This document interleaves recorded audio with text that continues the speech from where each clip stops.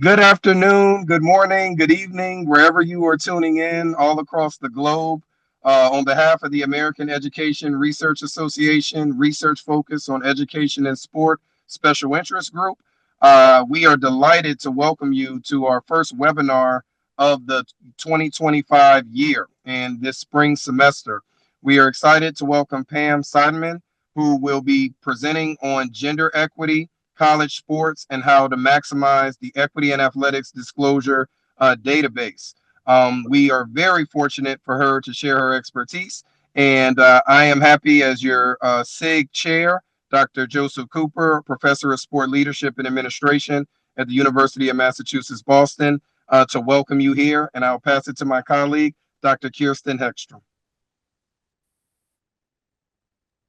Hello, everyone. Thank you, Dr. Cooper, for the introduction. As you said, my name is Dr. Kirsten Heckstrom, and I am an assistant professor at Oregon State University in the School of Language, Culture, and Society.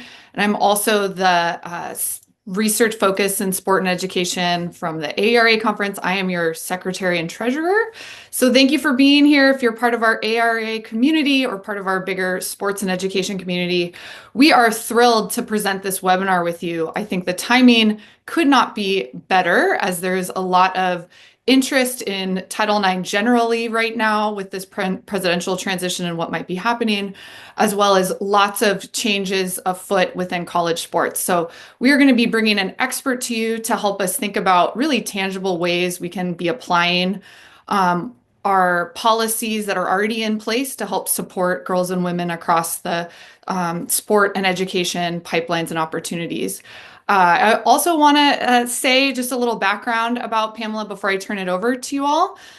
So Pamela and I were able to connect through our esteemed colleague, Dr. Ellen Starowski, who, for folks who are part of our ARA community, might remember that Ellen was our Distinguished Scholar Award winner last year. So shout out to Ellen for connecting us all together. Pamela has worked with Ellen both as Ellen is one of the board members on Accelerate Equity, this program we're going to be hearing more about today, as well as she's been on Ellen's podcast. So just want to give a shout out to Ellen if you're here with us. Thank you for really allowing us to have this opportunity to bring everyone together. So without more from me about this context and our background, I want to introduce our speaker for today, Pamela Seidenman. So she's the founder and executive director of Accelerate Equity, as I mentioned. And this is a new database that is primed to use to work with organizations as a way to use data to drive policy and change. So for those in the room who have used the Equity and Athletics database before, this is a new project that uses some of that database in a much more accessible way. So she has built this nonprofit organization as well as this database that she'll be sharing with us today. As a student athlete, she successfully campaigned for Cambridge University to provide equipment for women's ice hockey team. In addition to graduate studies in organizational behavior at the Stanford Graduate School of Business, she holds an MA in geography from Cambridge University and a BA in cross-cultural psychology from the University of Pennsylvania. So Pamela will be our featured speaker today. I will be helping moderate her presentation. I invite folks to put any questions they have at any time in the chat, and I'll be helping amplify those and bring those up to Pam. We're also going to have points in the presentation where she will pause and we'll go through some of those questions. Our hope is to go for about an hour to an hour and a half at most. This is going to end at 1:30 West Coast time, 4:30 East Coast time. But again, we'll be pausing kind of throughout for Q&A. Without further ado, I welcome Pamela to our webinar. Well, thank you very much. And thank you, Dr. Heckstrom and Dr. Cooper. It's a real pleasure to have this conversation with both of you and your colleagues and students as well. As Kirsten mentioned, I'm a former college athlete. I played ice hockey at both the University of Pennsylvania and Cambridge University. So I come to this as an athlete, but also someone who in my career has worked on moving technological and social innovation forward. So today what we're going to do is look at how well colleges are treating women's sports. We'll have pauses throughout for questions. And we'll also talk about how NIL and revenue sharing are changing the landscape. But I'd like to start with a quick refresher on Title IX, which was passed in 1972 as part of an education law, and it affects all of education, not just athletics. It affects K through 12 and all post-secondary or colleges and universities, and says no person in the United States shall, on the basis of sex, be excluded from participation in, be denied the benefits of, or be subjected to discrimination under any educational program or activity receiving federal financial assistance. And since almost all schools receive federal financial assistance, this applies to almost all schools. There are three aspects to Title IX. One has to do with the requirement to provide equal access to opportunity to men and women. Another is equal access to financial support for both men and women, and then equal treatment of sports. So I'm curious what everyone thinks the response is to this question, and you can put your answers either in chat or Q&A.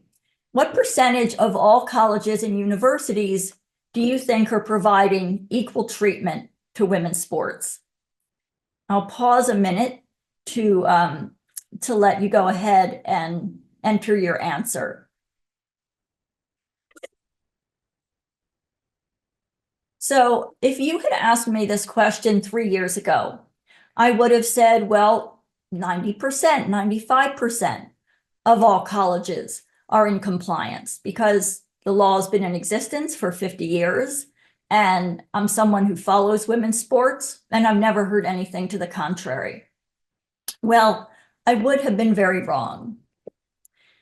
It turns out that 86% of all colleges and 90% of all NCAA schools don't provide women athletes with a fair share of roster spots, so that means opportunity to play sports, or financial aid. When I first saw this, my first thought was, oh, that there must be a typo. This can't be. And then as I started to dig into it, I was that much more curious about how it could possibly be that after 50 years, so many schools were not complying with Title IX. So this led me to continue to dig in and to try to understand what is going on here. So before we get to the data, I want to talk about this context because it informs why schools are able to more or less ignore the law. So who enforces Title IX? It is part of the Department of Education called the Office of Civil Rights, often referred to by its acronym OCR. OCR is responsible for enforcing Title IX. However, they are perennially underfunded. They have never once in 52 years used their authority to withhold federal funds from any institution that was not in compliance. And the General Accounting Office did a review or audit of OCR recently and found that they were taking, in some cases, years to respond to complaints or to respond to schools that had put in plans to improve. So without its strong enforcement, it eliminates a major disincentive for following the law. The next challenge has to do with who can bring a lawsuit to challenge Title IX. If that lawsuit has to do with how student athletes are treated, only current students have standing to sue. So this both very much limits in pure numbers the population that's able to sue. It also puts the onus on 18 to 20-year-olds who are just going off to college and becoming independent to enforce the law.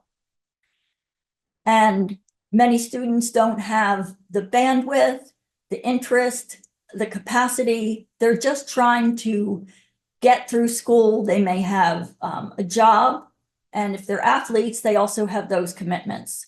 So this has limited the number of lawsuits that have been filed. So if we have limited lawsuits and limited enforcement, these are two ways that it makes it easier for schools to ignore the law. The third piece has to do with lack of transparency. So most people are not aware that most schools are not following Title IX. Just as I, a few years ago, thought that most schools were in compliance, most people are unaware of the problem. So when I realized that transparency was part of the issue, and I realized that was something that I could do something about, whereas I couldn't fix the enforcement problem. I can't fix standing to sue, but I realized I could fix transparency. So I formed a nonprofit organization called Accelerate Equity, and I created a gender equity dashboard. And the dashboard looks at issues such as opportunity to play sports, whether or not students, female students, are getting a fair share of financial aid, and also what's referred to as treatment, how schools are treating various teams, men's and women's teams. And you can find the dashboard if you go to accelerateequity.net and then navigate to the dashboard tab.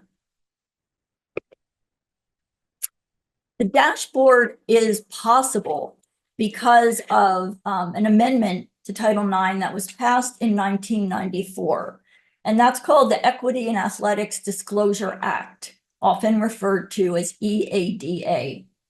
And this requires that schools report on an annual basis how they're doing in terms of what opportunities athletes have and how they're supporting those athletes. This created publicly available data for the first time and made it possible to create the dashboard. So the EADA data contains reports from over 2,000 colleges, and it contains data on issues such as the number of athletes that a school has broken down by gender and by team, athletic financial aid by gender, revenue and expenses by team and gender, recruiting expenses, and number of coaches and average salaries by gender. And the data goes back 15 years. So you can look not just at what's going on now, but at trends. So as with most databases, there are challenges. The data is self-reported by each college or university, and it's not verified by anyone. So if there are inaccuracies, those are going to live in the database and be difficult to see unless there is an in-depth audit of that school. EADA guidance instructs schools to count male practice players as female participants. So while there aren't a ton of male practice players, there are some, and so this makes it appear that there are more female participants than there actually are. Also, the EADA survey is complex. There's a lot of questions that are open to interpretation. I've spoken with people who have been responsible for completing the survey. And what they found is that if they do it one year and someone else does it the next year, those two people might interpret the questions differently, respond differently, even if the situation is the same. This most impacts the data on expenses and revenue. And there's also a large bucket of expenses that are reported as not allocated to either gender. And given this, it's very difficult to know what those expenses are and whether they benefit men's and women's teams equally, or if they benefit one gender or the other. Also, the reporting does not have any opportunity for people to enter data on the race of athletes. And so we're unable to do intersectional research, at least using this as a sole database, because that information is not part of it. And then finally, if you download the data, even for a single year, you will get a spreadsheet with 710 columns of data. So that's going to be pretty overwhelming to most people. And interestingly, the EADA data was created not for Title IX enforcement. And the Department of Education is explicit about saying this is not for Title IX enforcement. What they direct as the purpose or the reason for the database is to inform students and prospective students. Certainly, getting a spreadsheet with 710 columns of data is not going to be very useful to a student. And even the data on a single school is not presented in a way where it's especially helpful. And so when I realized how the data was reported, I realized that there was no practical visibility that would help students or really anyone else except for researchers. But I also knew that with a good data visualization, real transparency could be created. So in summary, the data is not perfect, but it is good enough for many uses. So I'd like to pause at this point and see if there are any questions.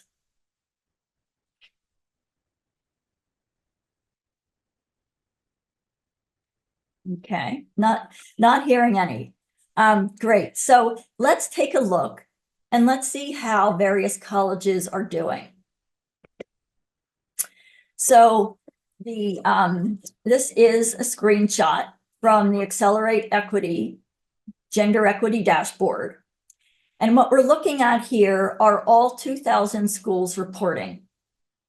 What you see with the green line is the number of spots that women athletes should get if they got a proportional share. So this is the first way that a college or university can demonstrate that it's providing equal opportunity. And that is by providing a proportional share of opportunities for women based on the percentage of the student body who are women. So if you have among your undergraduates, you have 50% men and 50% women, then the roster spots or opportunities to play sports should go 50% to men and 50% to women. And so when we look at here, what's the fair share? This is based on what percentage women would get based on their overall percentage of student body aggregated. And we're looking, these numbers are for the year 2022-23. In that year, women comprised 55% of all undergraduates. So women should have 55% of all opportunities. In fact, they're getting just over 40%. So the orange line is showing us how many opportunities women actually got. So in this year, 2022-23, women had just over 300,000 roster spots. If they'd received 55%, they would have had over 500,000 roster spots. So that's a huge gap. It's a shocking gap, right? Women were denied over 200,000 opportunities to play sports, or 40% of what they should have had. If you think about that as an average, there are 2,000 schools reporting. So that would be an average of 100 spots per school, which would probably mean there are 3 or 4 teams that every school should create. Pam, can we do a quick pause for a question? Yes, Thank absolutely. you. So this question, they're wanting to know a little bit more about how the data is reported that we're showing on the screen here. So when we're looking at any of the EADA data, can you clarify what year that data was collected? So for instance, if we're looking at the year 2018, does that actually represent, say, the academic year of 2018 to 2019? Or was that maybe reflective of the previous year, 2017 to 2018? Yeah, good question. So each of these years, the year 2018 here represents 2018 to 2019. Now, EADA asks schools to report based on their fiscal years, and schools have different fiscal years. So it's a little bit difficult to know, whether that is the academic year, or in some cases that may include, if the fiscal year begins in July, then that would include the fall semester and then the spring semester of 2019. No, thank you. And you're once again amplifying one of the difficulties with this data is if there's inconsistent reporting, it can make it very difficult to compare across institutions. Thank you. Absolutely, yes. All right, let's take a look at some individual schools. And this is where the dashboard is really doing something that hasn't been done before, which is to take the EADA data and hopefully make it easy to understand and easy to share. So here we're looking at the University of Oregon. Women got just over 300 roster spots in the year 2022-23, and they should have had just over 400. So they were missing about 100 roster spots. And we can see that that gap has grown significantly from the year 2018-2019. I should also add that the data for 2020 was very much affected by COVID. So we often see some irregularities, in that year.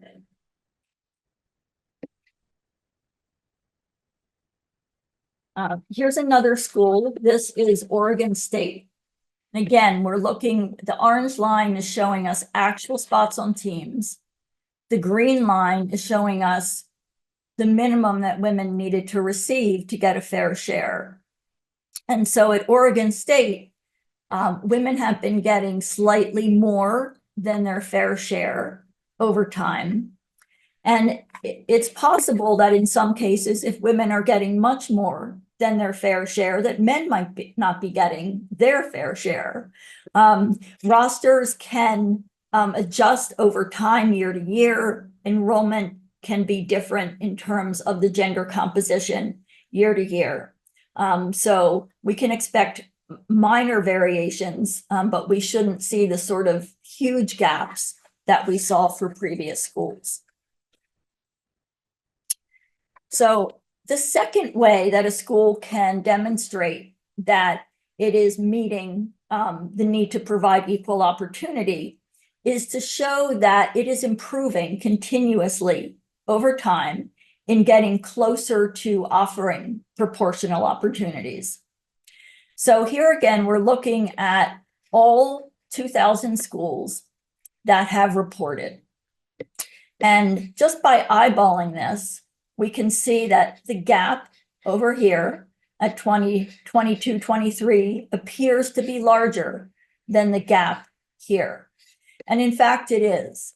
The number of opportunities to play sports that women didn't and should have received if all schools were complying went from 166,000 in 2018-19 to 212,000 in 22-23.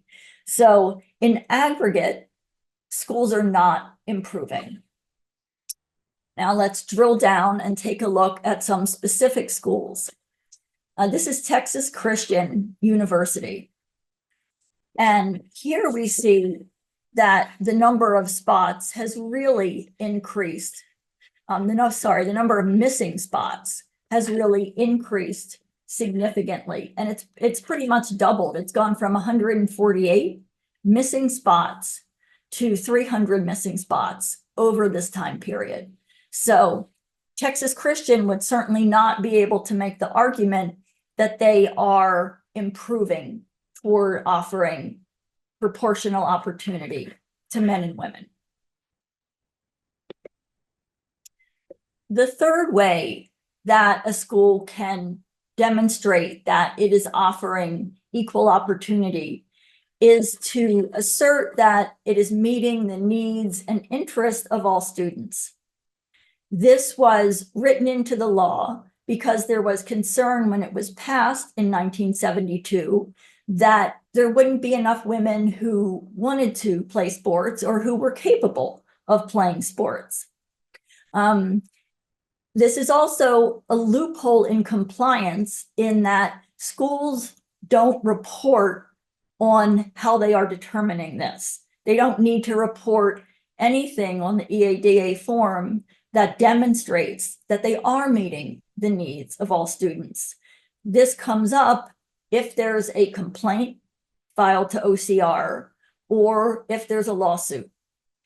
In that case, the school would try to show that it is meeting the needs of all students, either through surveys, if there were a lack of teams at club level that were trying to have varsity status, that would be an argument that a school would make. But often it's the reverse. Often there are club teams that are trying to reach varsity status, and the school is not moving forward with that.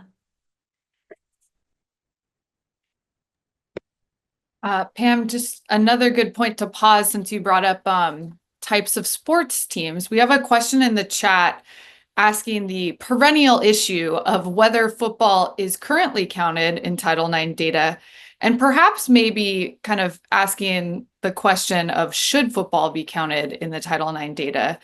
So any insight you want to give on those questions would be really helpful.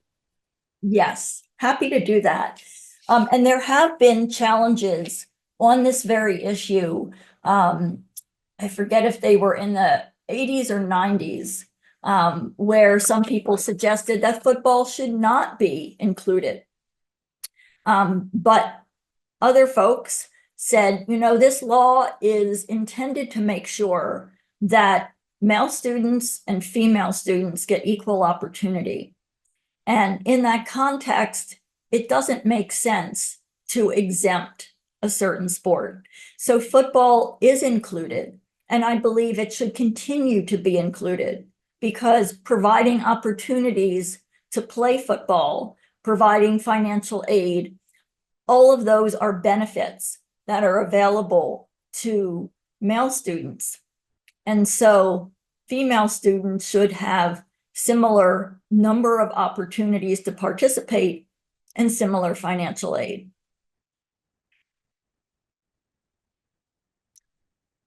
Okay, speaking of financial aid, let's turn to this.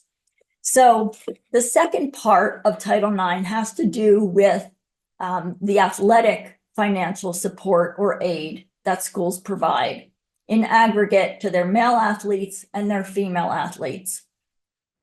And here again, the idea of proportionality comes into play. And in this case, we look at the percentage of athletes who are men and the percentage who are women. And let's say it's 50-50. That would mean that a school should give 50% of its athletic aid to male athletes and 50% to female athletes. And there's an allowable sort of 1% for wiggle room.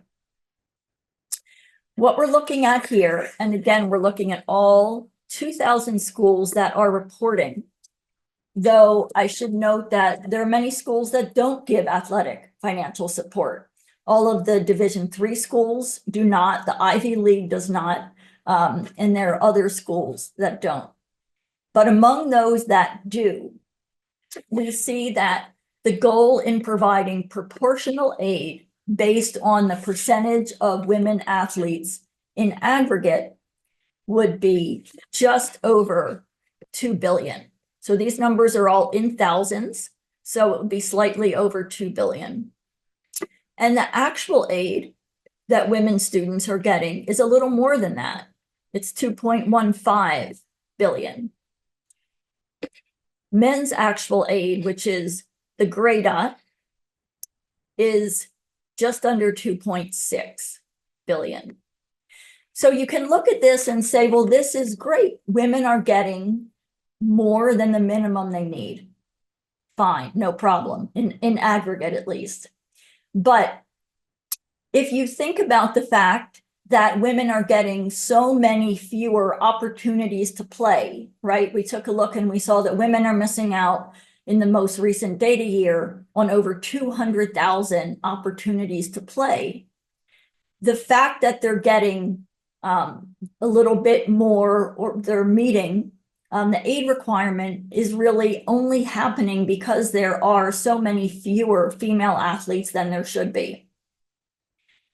In this year, there were 55%, women were 55% of the student body.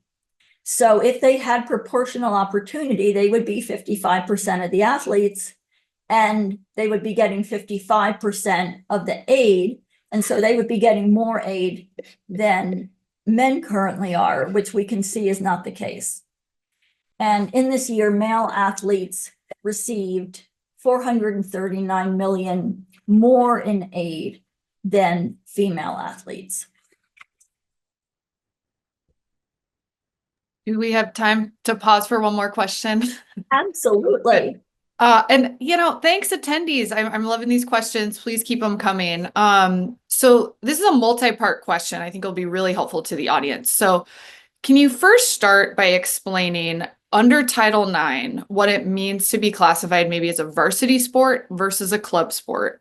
Why there's that distinction? So maybe we'll start there, and then I'll ask some of these follow-up questions and around that distinction, particularly in how that might show up in this data that you're showing us. That is a great question, especially right now, as many athletic programs are looking at potentially cutting sports for financial reasons. And we'll dive into that a little bit more toward the end.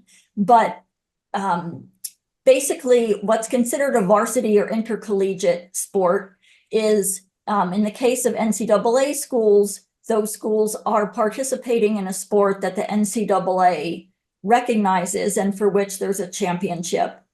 The school provides financial support in terms of a coach, facilities, uniforms, equipment, whereas for club teams, the type of support provided by the school may vary widely. It may provide a volunteer coach. Often the students have to pay for uniforms, for coaching, and they would not be competing for, if they're in the NCAA, for an NCAA championship. They might still compete against other schools, but it would be at a different level with significantly less support from the institution, and there certainly would not be scholarships that would go to students who are playing club sports, whereas there might be for students who are playing sort of the varsity sport. Thank you. And so that you might have already answered this, but their question then is asking about how could club sports be used as a way to close some of the Title IX gaps, and if that's even possible, which I think you've kind of answered. And then the second part would be, what would a club sport need to do to essentially become a varsity sport and be recognized under Title IX in these comparisons? Yeah. Two more excellent questions.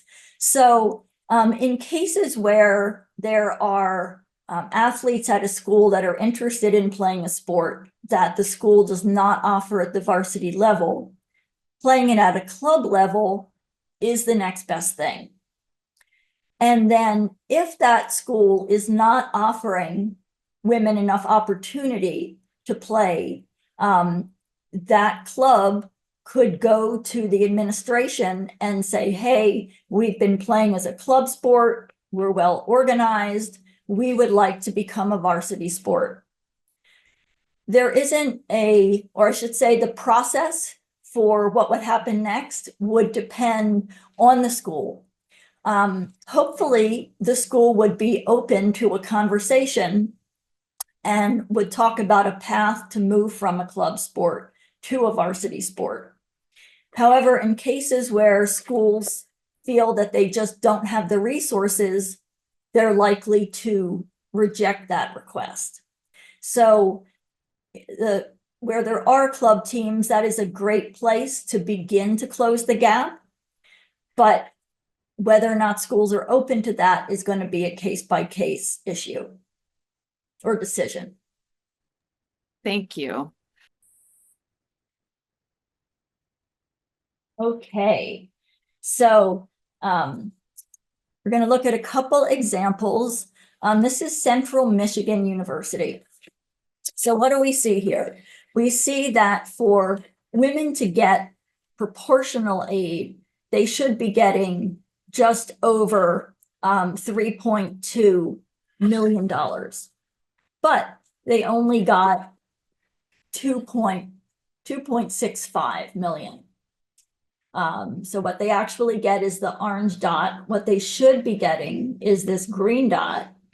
And then men's actual aid was just under 3.5 million.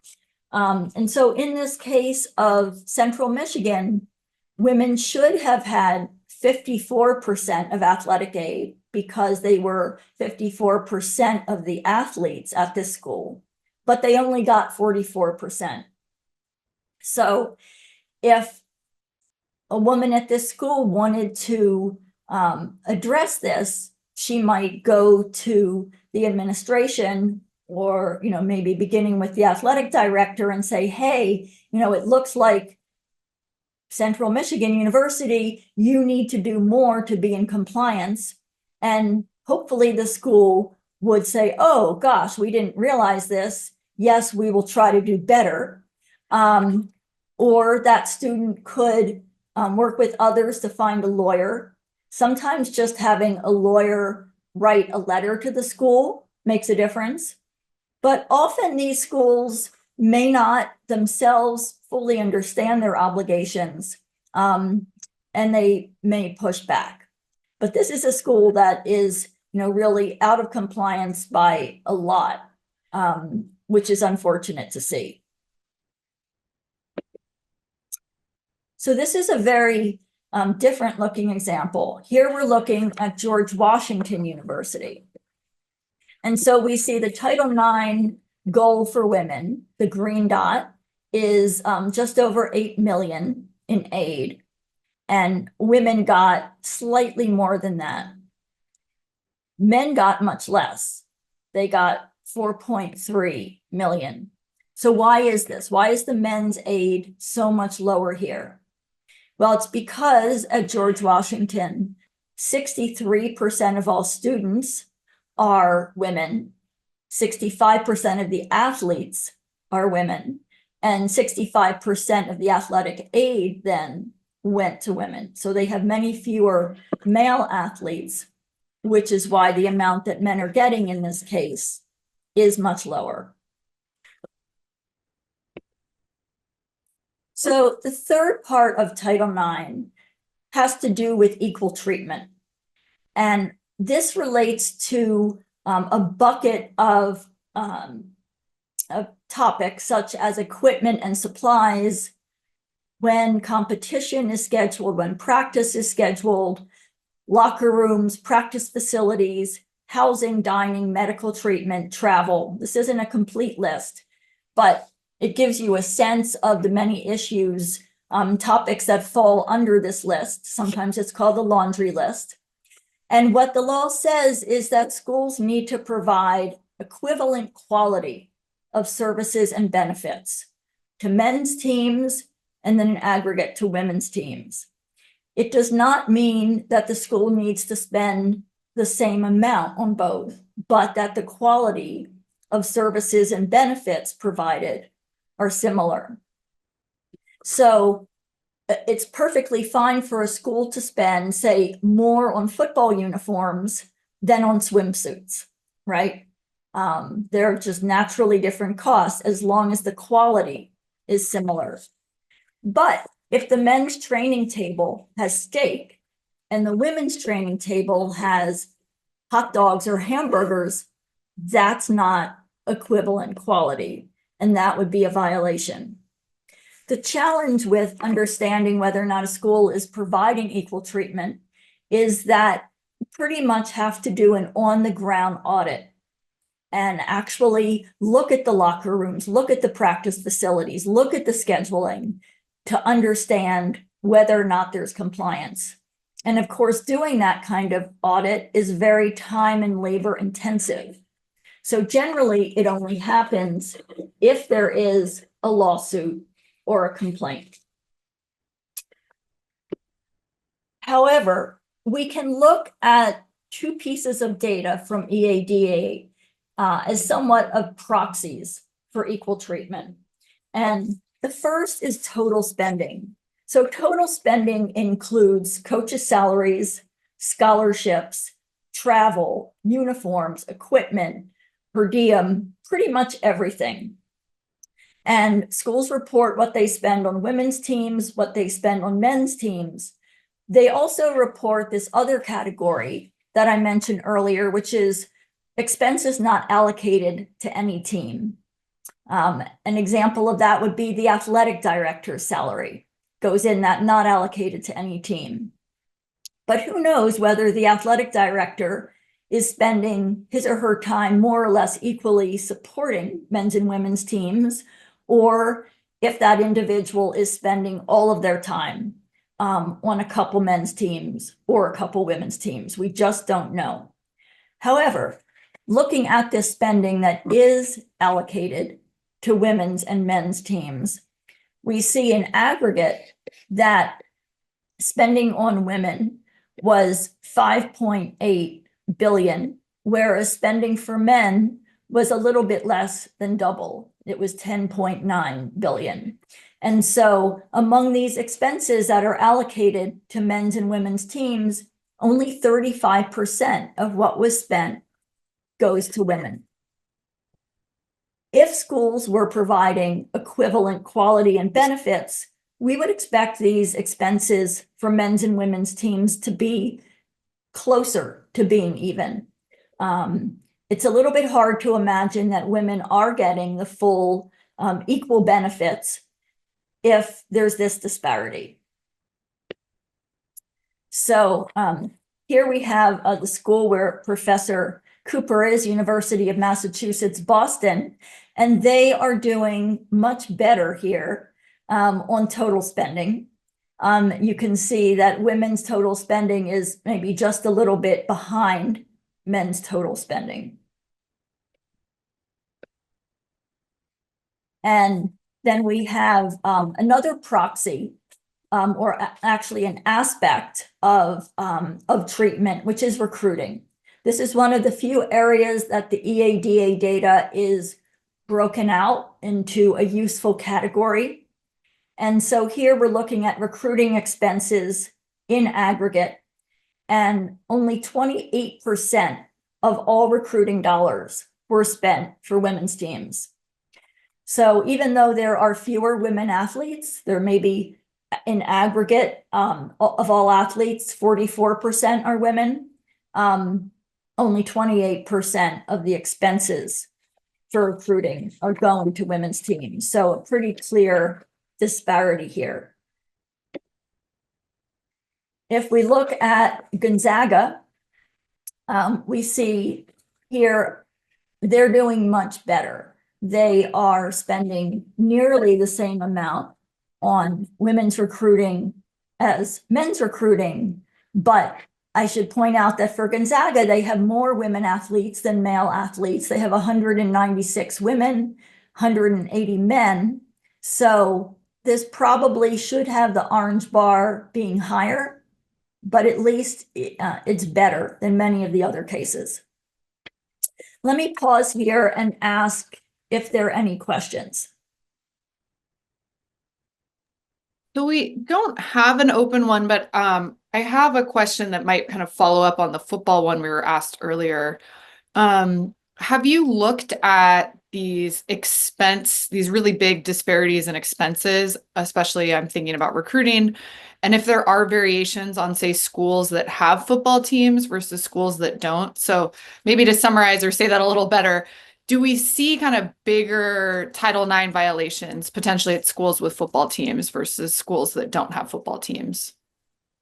Um, uh, so I have not looked at every aspect of the impact, but I think it may even be on the next slide where we're going to get to that in 2 slides. So let me hold off on responding.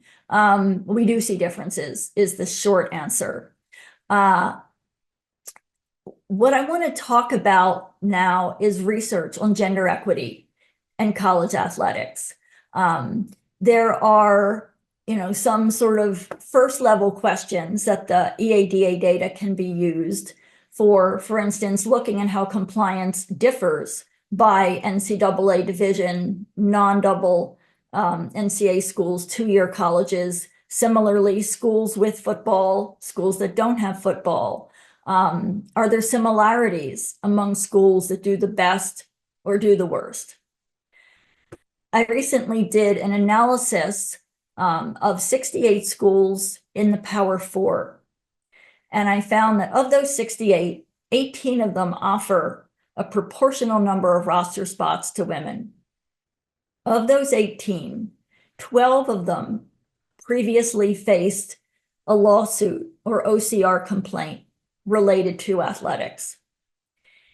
In 4 other cases, the schools have a relatively smaller percentage of women students. They have fewer than 50% women students.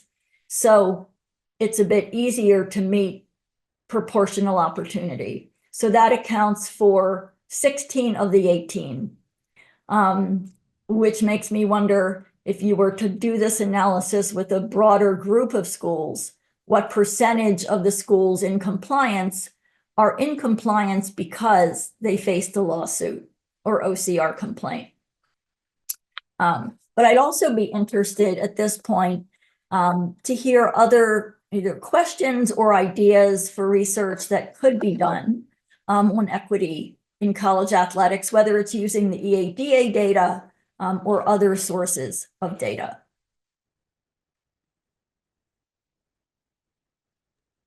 Just to remind folks, we do have the chat disabled, but if you want to put any of your ideas in the Q&A function, which you can find the Q&A function, it should be at the bottom of your screen in the Zoom window, and there's kind of a pop-up box with a question in it. So feel free to drop any questions in the chat there. Great, thank you, Kirsten. And so this gets to the football question. So another analysis that I did is to look at all 1,064 NCAA schools. And I found that only 100 of them offer proportional opportunity and financial aid.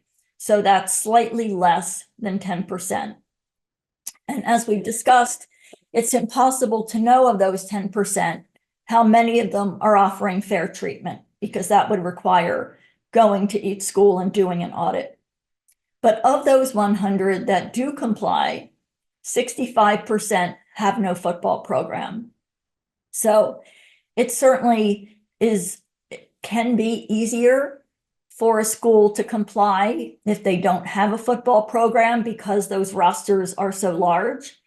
But having a football program is also not an excuse for not complying. We are seeing flag football becoming much more popular for girls and women.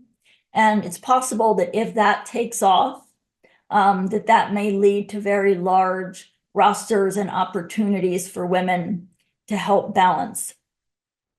The other thing that we've talked about previously is what percentage of students are female at a college.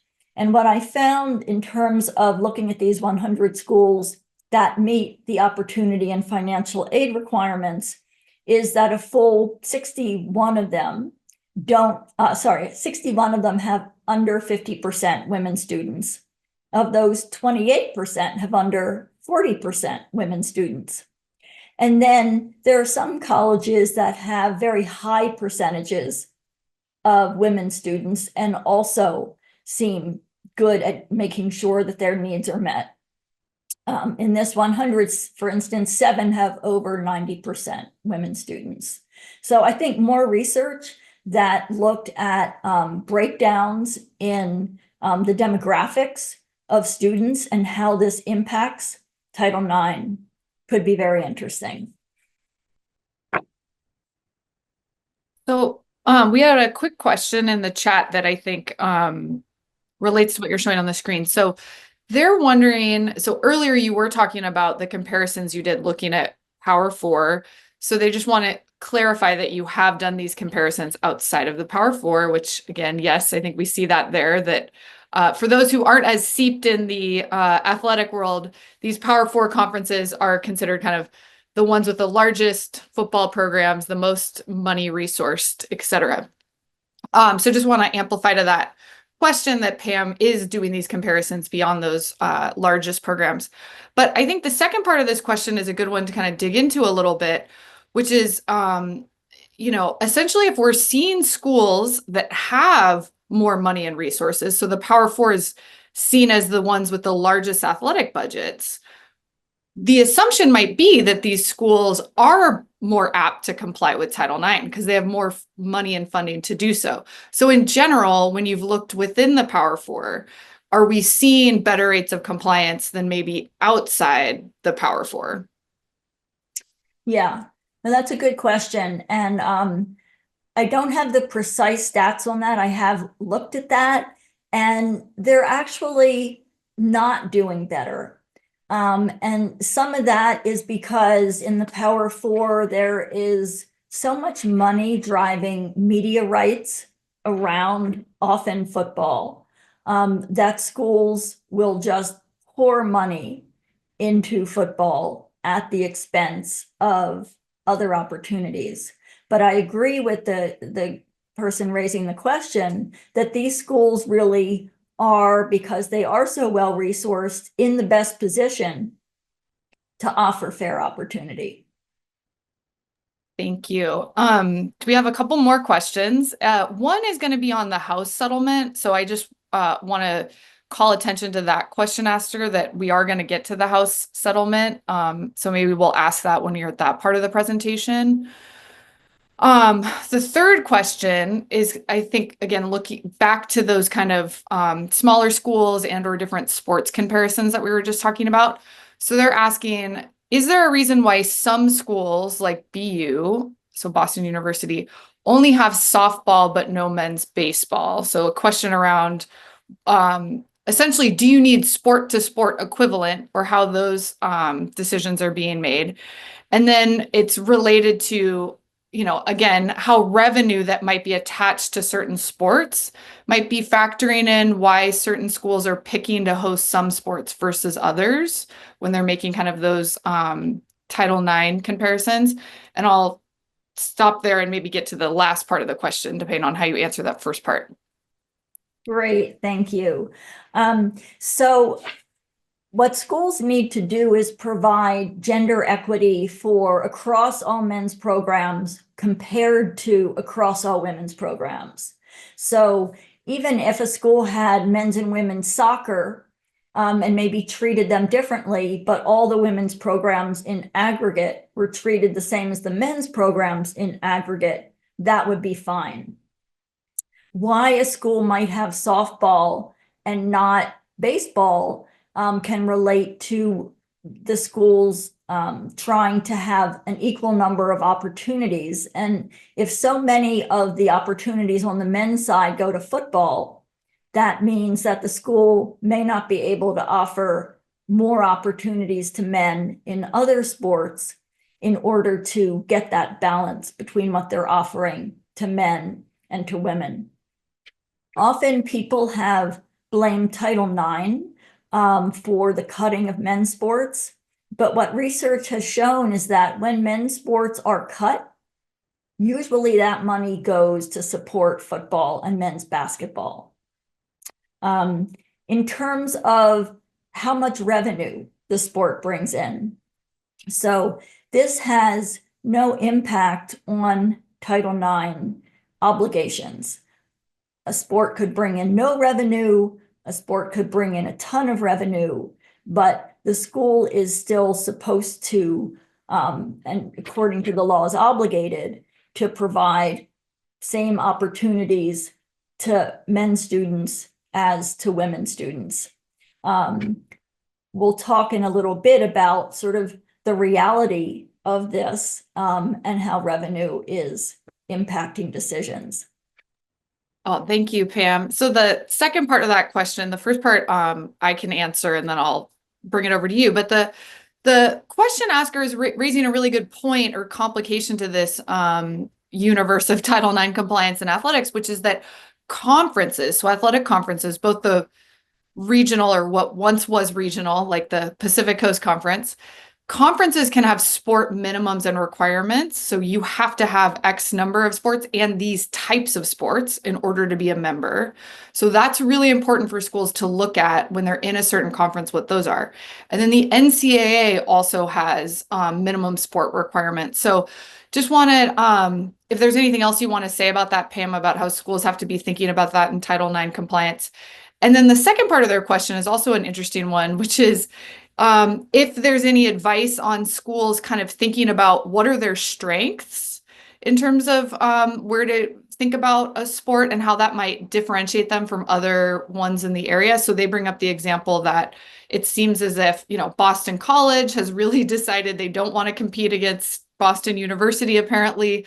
And so Boston College is really focused on, having this selection of sports where Boston University has this selection of sports. And so it's a way of creating kind of niche differences kind of in the same region. So they're not potentially directly competing against each other. And did you want to respond to part of that first, Kirsten, or should I take that? Oh, go ahead.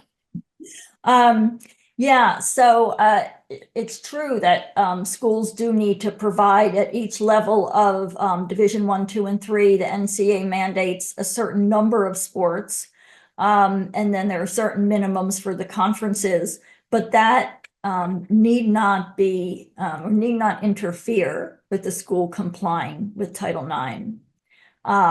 In terms of how a school decides to specialize in which sports to offer, it certainly makes a lot of sense to figure out what teams make the most sense for us to offer and to support. And schools are going to make some different choices around that, around the edges, given the fact that if they're part of a conference, they will also need to offer certain core sports. Thank you. And again, we'll for the person who asked about the House case, we'll get to that question when we get to that part of the presentation. Great. So let's talk about how NIL is impacting equitable aid and treatment. So right now, men are getting most of the money. Estimates have varied from 95%, which is an estimate that Jason Belser, CEO of Student Athlete NIL, gave, to some data that suggests no, men are only getting 80%. But what's interesting is that where the money comes from is very different for women and for men. In most cases, for the male athletes, the money is coming from boosters and collectives. And often it's going to football players and maybe men's basketball. The NIL deals that women are getting are much more often from brands. And in order to get those deals, women need to develop and maintain a large social media following. So the women are needing to work a lot more outside of their sport in order to be attractive to these brands. In addition, sponsors may favor women they perceive as feminine, cisgendered, and conventionally attractive, and it's easier for white women to get sponsorships than Black women. So even as I think over time, we're going to see some evening out of the funds, if women are continuing to need this sort of separate career as social media influencer, that is taking a lot of time, whereas the money from the boosters and collectives just requires that someone play well in their sport. Another interesting piece about NIL has to do with a fact sheet that the Office of Civil Rights released 4 days before the inauguration. So they waited till the last minute to release this, which is kind of interesting. Not sure what that means.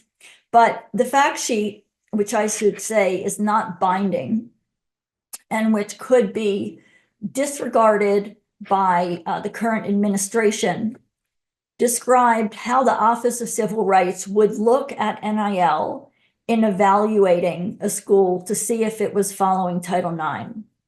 And there are a few key points in that fact sheet. They said that NIL deals are part of financial aid. And so just as we looked at financial aid needing to be proportional to the percentage of athletes of each gender, what OCR is saying in this guidance is that NIL is just another type of financial aid, and it needs to be proportional.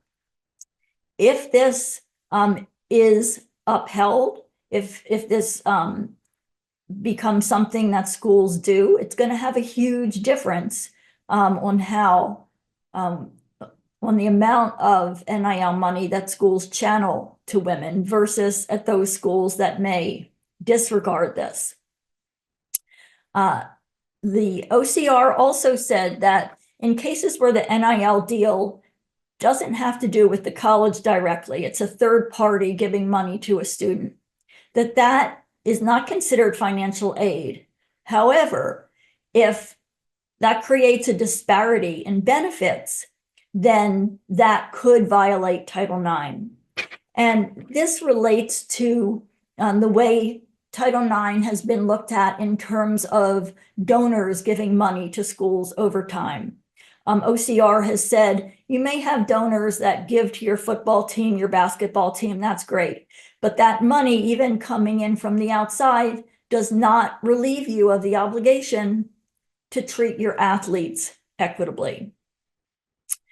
The third interesting point that OCR made is to say that colleges should provide equal support services to male and female students regarding negotiating NIL, financial management. Any of those services should be equally available. And also that schools have an obligation for publicity of male teams, female teams, to be equal, because that publicity impacts NIL value. And so right now, however, the EADA survey does not ask anything about either support services that are being provided or about money that is spent on publicity. So if the current administration continues to abide by this interpretation, will the EADA survey in the future ask for schools to report on what they're spending on publicity and NIL services? And if schools don't report on this, how will we know if schools are complying? So I think it's positive what we heard from the OCR, but again, it's not binding. And unless there's enforcement, I'm not sure how meaningful it is. We also are going to have to see whether or not students are more willing to file lawsuits if they believe there's unequal treatment.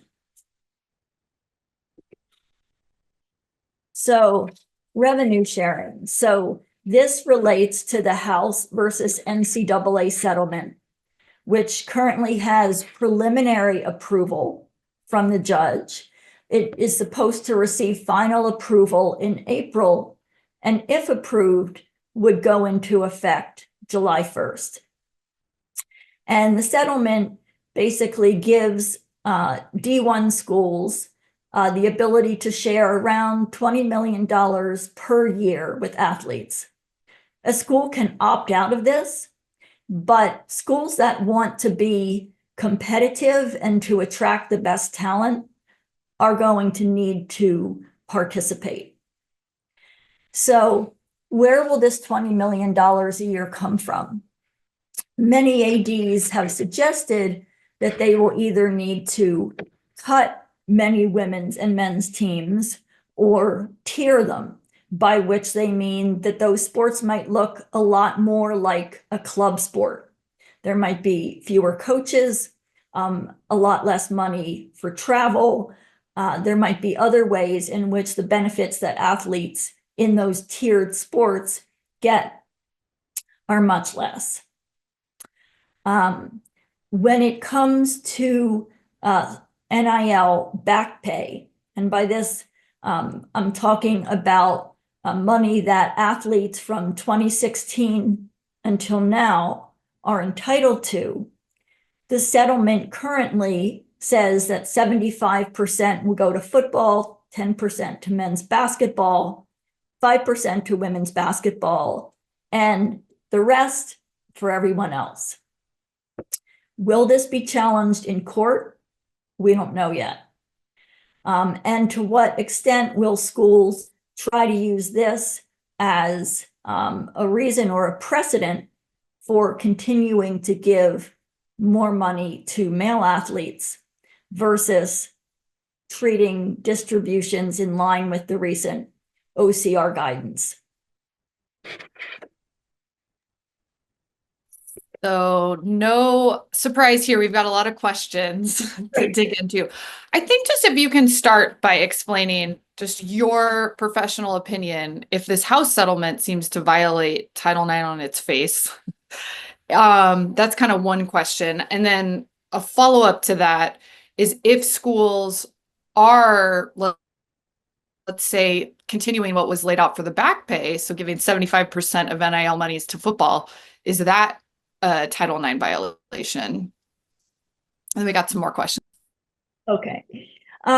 Yeah, so I think that if, in saying that 75%, I guess 85% when you include men's basketball of back pay can go to male athletes, I do think that's a violation of Title IX. And I can imagine a football player saying, well, wait a minute, all this revenue that came in, these great media rights, that happened because of football. But then you can ask, well, why is that? And the reason that there are, more media rights for football is because there has been a history over decades of schools investing more in football and nurturing that, whereas most schools have not done anything or not done very much to increase revenue that might be generated from women's sports or other men's Olympic sports. And so it isn't that the football players are working harder than the swimmers or the people running track. There is a history of discrimination that led to higher media contracts. And the NCAA has more or less admitted that it left money on the table for years in negotiating rights for the women's Final Four, which until recently, the NCAA wouldn't even call Final Four. And until a recent renegotiation, women's basketball was getting $6 million a year in media rights, whereas the men's basketball tournament was getting a little bit under $1 billion, about 900 million. And recently these rights were renegotiated, and now women's basketball is getting 65 million compared to this 900 plus million for the men's tournament. And yet in this most recent year, we saw that there was higher viewership for the women's tournament versus the men's. If people who were negotiating those rights were more committed to increasing revenue for women's basketball, there would be a lot more revenue to share.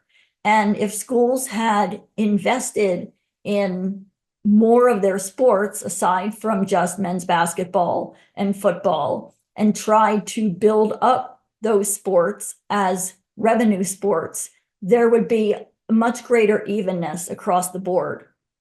And Title IX is very clear that whether or not a sport brings in revenue does not influence the obligation to treat all students equally. Thank you. And thank you for, just reiterating the point that contest this idea that men's sports are just inherently more fun to watch. There's these inherent spectator markets around them. This has been schools and the media investing money to build these markets, and just really want to underscore that point. Thank you for that. So I guess to kind of dig into the weeds a little bit, these house settlements as it applies to Title IX, are we thinking that moving forward, if schools are setting aside $20 million in payouts, is this going to be seen as under that kind of financial aid bucket and treated as such, where there really is going to have to be dollar for dollar spending? Or do you think it's going to wind up more in that more nebulous bucket of, as we talked about before, kind of equal opportunity or stuff that's going to be a little harder to track down? And depending on how you think it's going to be layered over Title IX, to what extent do you think we're going to be seeing schools essentially automatically out of Title IX compliance with how they're going to be giving out these future payouts for NIL? Yeah. So the house settlement also requires some reporting around this. So I think that there will be some transparency about how much is going to men, how much is going to women.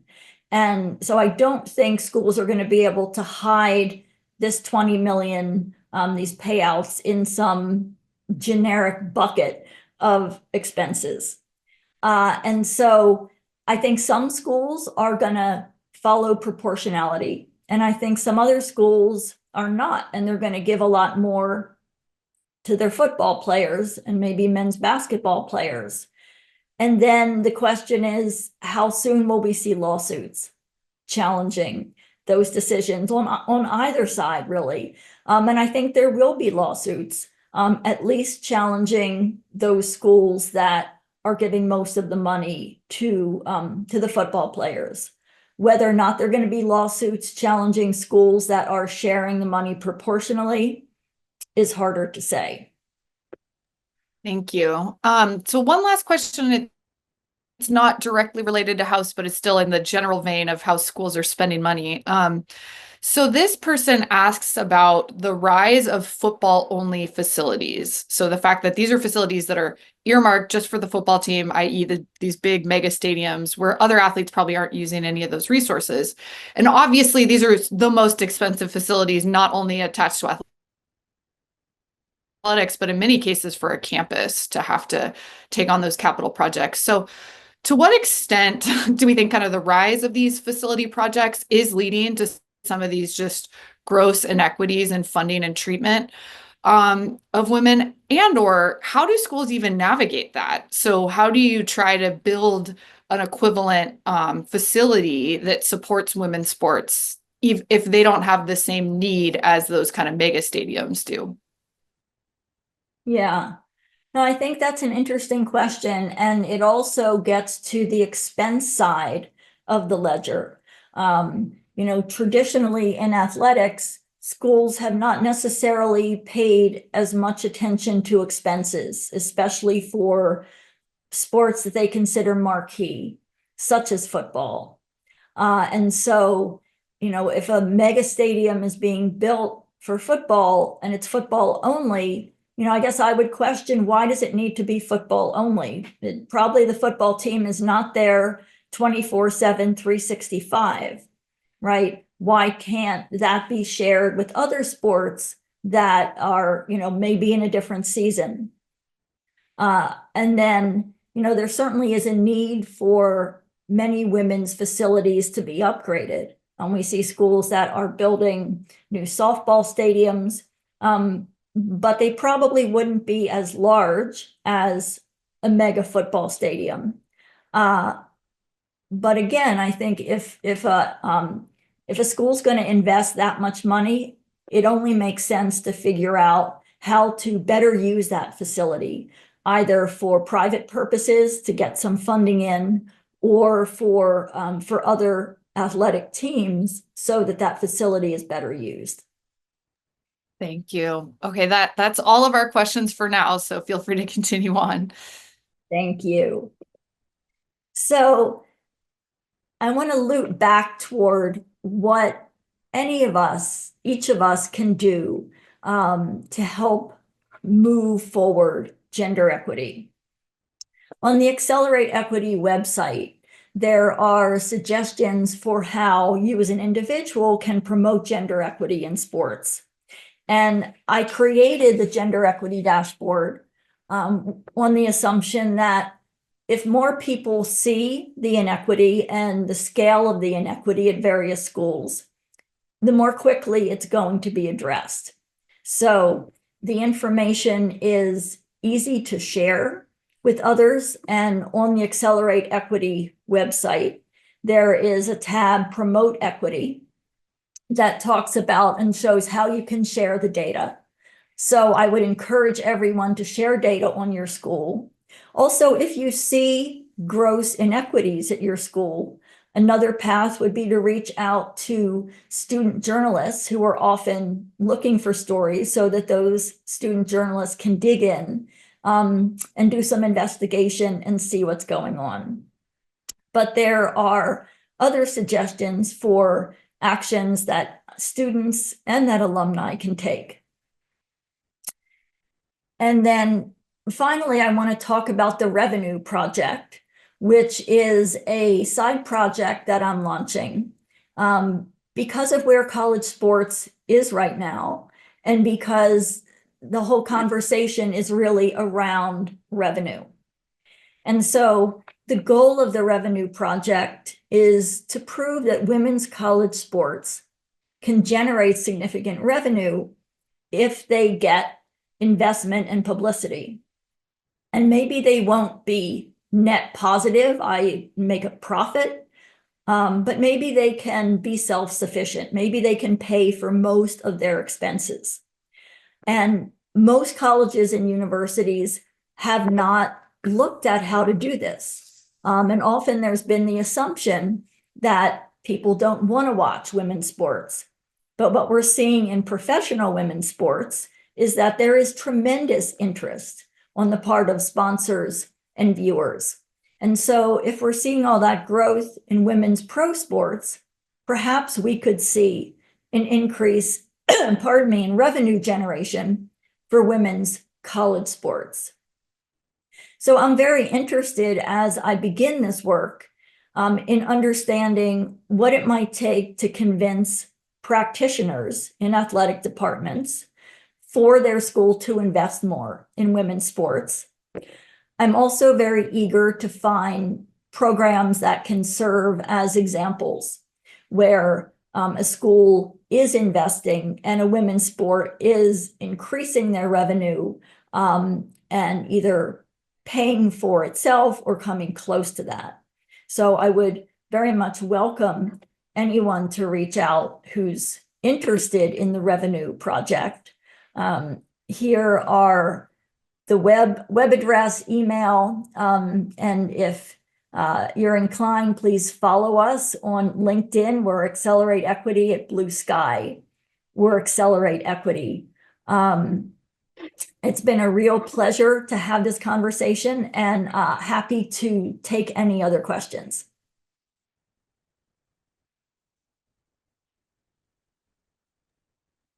Thank you, Pamela, for sharing your wonderful expertise with us. I will say, as someone who has seen many, many, many Title IX presentations given by many different faculty members and other researchers, this was one of the best I've ever seen. So just a testament to the work you're doing, the applied work you're doing, that you're trying to welcome really all members of the public into these conversations. Just can't thank you enough for that.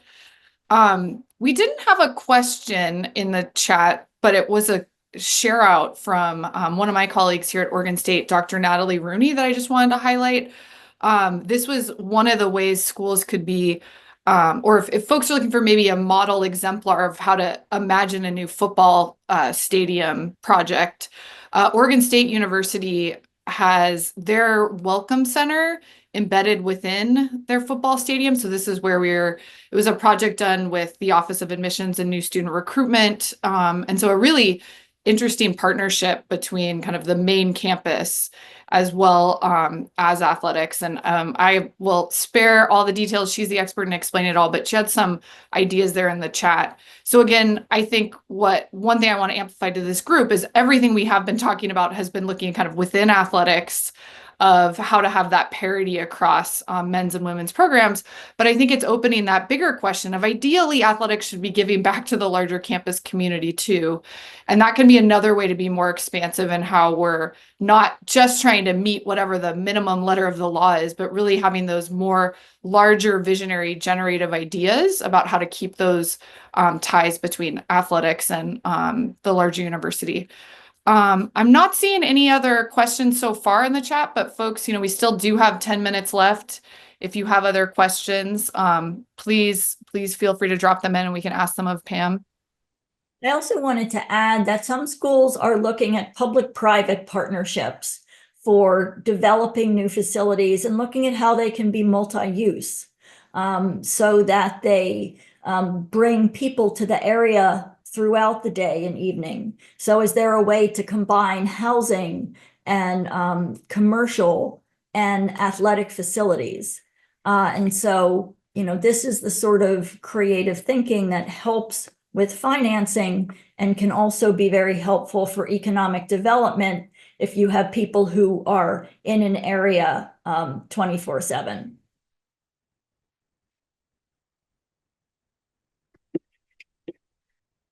Do you have one more question in the chat?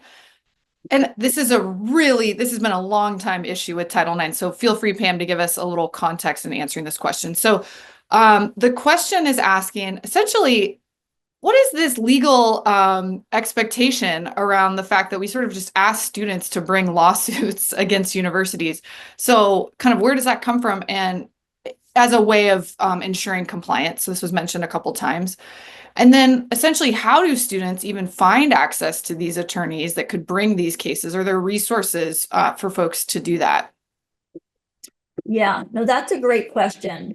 And I don't know, and maybe either Dr. Cooper or Dr. Heckstrom, you do know why the law was written that way. On the Accelerate Equity website, there are resources, and both the National Women's Law Center is willing to take questions from students who may need assistance. Also, the National Women's Sports Foundation is willing to take questions from students, and I'm just navigating there to see where I have this information. This is, let's see, I think this is under Promote Equity. And then if someone wants to reach out to me, I can also help them figure out what can be done. Thank you. I mean, I always preface my answers by saying I'm not a lawyer, but the general understanding that I have of this area of the law that also applies to just general civil rights law, so all the laws that came out of the 1964 Civil Rights Act, essentially we set up a federal office, i.e. the Office of Civil Rights, to be that place that you bring these claims. So this should be a process that doesn't cost you anything, that is a way you can lodge a complaint that the federal government is out there to investigate. Now, as you can imagine, we don't have enough resources often to fund these offices to go out and adjudicate all those claims. So that was sort of what Pam had raised earlier. I mean, there's years and years and years of backlogs. This is also why it's really important to pay attention to how money is sort of allocated across the federal government generally. But essentially, the more you make cuts to these budgets, it gets even harder for those offices to do those auditing and that support. So that's the lever that's supposed to exist attached to those laws to ensure that compliance. Now, as Pam also mentioned, the other problem we have even within that federal government is that they have been hesitant to ever pull the actual legal triggers they have, which would be to kind of remove federal funding from a school that's found out of compliance. We've never seen a school, as Pam mentioned, that has actually done that. So this has led to essentially a whole area of the law that has allowed plaintiffs to bring cases against individual schools to ensure compliance. And there's kind of a complex legal history around when that happened, why that happened. Again, not a lawyer, so won't get into it here. But essentially, we now have established that individuals have a right to bring that civil case against the school. And that's really been seen as the most effective way to ensure Title IX compliance, because essentially schools don't want to have a big kind of payout or settlement if they're in violation. But again, I think back to the original question, I think this is really important to be thinking about of what we've seen. I'm sure if you did kind of a history on, who have been the plaintiffs, what cases have been most successful, this is where we've seen, a huge deference in the legal system to those women who have more means. I know the National Women's Law Center has done some audits to look at essentially women of color and low-income women have been the least served group by Title IX, in part because they don't have the financial and social capital to be bringing these lawsuits. And we've also seen that those schools have been the least likely to comply, particularly at the K through 12 level. That has really kind of exacerbated a lot of those gaps. Feel free, Dr. Cooper, to jump in if you have anything else to say. I also one of the people in the chat did kind of ask what I think has been the lingering point of this whole conversation. And so feel free, either of you, to jump in and answer this part of the question, which they're essentially saying, is sexism the cause of everything we're seeing here? And could you talk a little bit more about that? I mean, that's clearly what's in the backdrop, is that there is an unwillingness just to do the right thing. And so anything either of you two want to say, and then we have one more question. Go ahead, Joseph, if you wanted to jump in on this. Yeah, no, all I would say is that sexism definitely is a part of it. It's embedded prior to Title IX. If you look at the origin of sport within the United States, dating back to the 1800s, women were largely restricted, and there's still this pervasive, prevailing belief that sports and maleness are synonymous. And without legal pressure, it is going to be very difficult to change, particularly with the increasing money associated with these schools. I'd see one of the questions from Dr. Herman in the chat talking about, with the Power Four coming together, that there are going to be more schools that are going to be vying for those broadcasting dollars that Pam mentioned earlier. And if the money is the driving force, typically equity is not going to be a priority.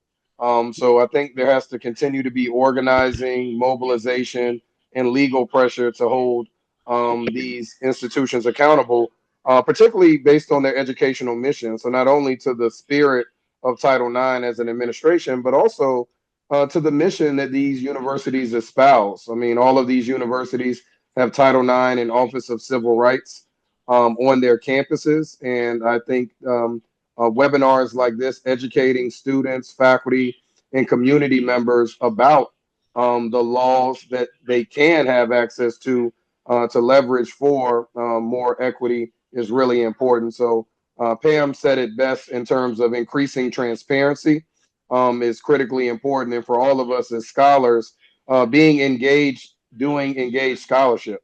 So not only publishing our work in certain outlets for our peers, but making sure we're getting it out to the public and building alliances with various groups who have various spheres of influence. Thank you. Yeah, so the final question, if we have 2 minutes, that Dr. Cooper referenced is, essentially this broader question about this conference realignment we've seen. So I guess we are just calling it the Power Four. I do feel a certain way being the school that's trying to hold on to it still being the Power Five. But yeah, do we think this might exacerbate inequalities? Could there be a pathway to equity in this conference realignment? And relatedly too, what do you think might end up happening where we might see like a consolidation of schools, maybe leaving the Division I landscape altogether and maybe moving towards Division III as maybe a financial solution to some of the issues they might be facing in this new conference realignment era? Yeah, I think some schools are definitely going to be considering whether it makes sense to stay in D1 or whether they're going to be able to be more competitive if they're not going to opt in to the agreement and they don't want to find that 20 million a year or any other amount.